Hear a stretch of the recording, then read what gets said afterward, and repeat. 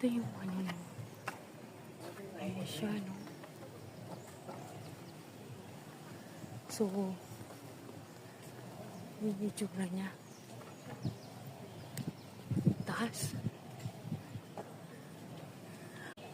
Ito, clockwise. Ito yung pinakalikod ng Buddha. Ayan.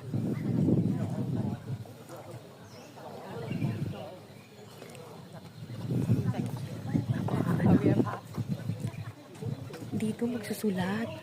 Magsusulat daw ng wish dito. Tapos ikot ka ng 7 beses daw. Sabi, ganda na lugar, no?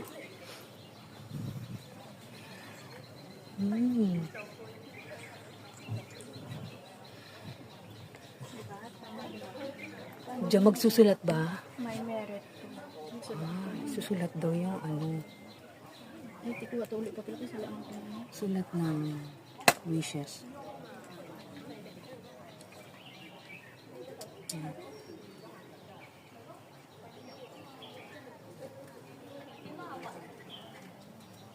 ito may self ano.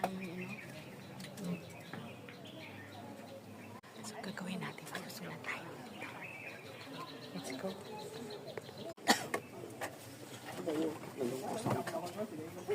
So, dala-dala ko na to. Kailangang iikot daw tayo ng 3 ikot. Iikot natin siya. So, wish natin, mga wish natin. Ayan. Kung ano man to, future na yung nakakaalam. Si Lord na nakakaalam kung ano po yan. Okay. Ikot tayo. Wala namang mawawala kung hindi natin gagawin.